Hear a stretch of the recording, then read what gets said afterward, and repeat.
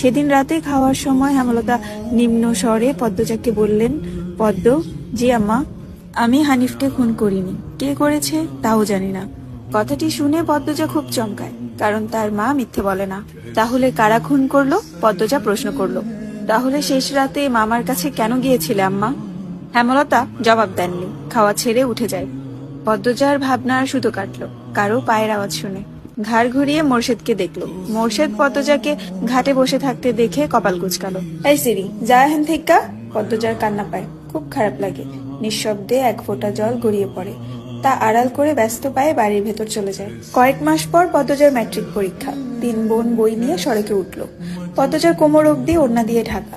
পূর্ণা এক নাগাড়ে বকবক করে যাচ্ছে। স্কুলে যাওয়া অবধি কথা বন্ধ হবে না। মাঝে মাঝে জোরে জোরে হাসছে। মেয়েটার হাসির রোগ আছে বোধহয়। একবার হাসি শুরু করলে আর থামে না। পদ্মজা বারবার বলছে, আম্মা রাস্তায় কথা বলতে আর হাসতে মানা করেছে, চুপ কর না। তবুও পূর্ণা হাসছে। বাড়ির বাইরে এসে সে মুক্ত পাখির মতো আচরণ করে। তাকে দেখে মনে হয় খাঁচা থেকে মুক্ত হয়েছে। পদ্ম, ওই পদ্ম, খাড়া। পদ্মজা ক্ষেতের দিকে তাকালো। লাবণ্য ক্ষেতের আইল ভেঙে দৌড়ে আসছে। লাবণ্য আর পদ্মজা এক শ্রেণীতে পড়ে। লাবণ্য কাছে এসে হাঁপাতে থাকলো। শান্ত হওয়ার পর 4 জন মিলে স্কুলের উদ্দেশ্যে হাঁটা শুরু করলো।